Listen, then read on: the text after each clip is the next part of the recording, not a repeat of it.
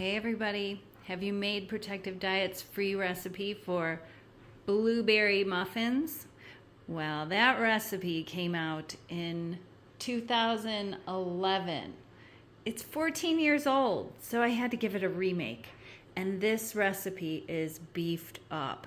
Of course, it's still oil-free, sugar-free, whole food, plant-based, nut-free. What else is it? Delicious. But these have muffin tops on them now. I had to make them much larger, like a bakery style muffin. Also with blender milling directions so you can use your whole grains. If you have a grain mill, you're set. If you have a high-speed blender, we're milling whole grains. Oh, for these delicious, organic, sugar-free muffins. Oh my gosh. Amy, what do you think Jared's gonna think of these?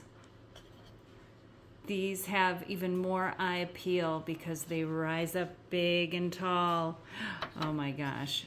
And they're baking powder free. Oh my gosh.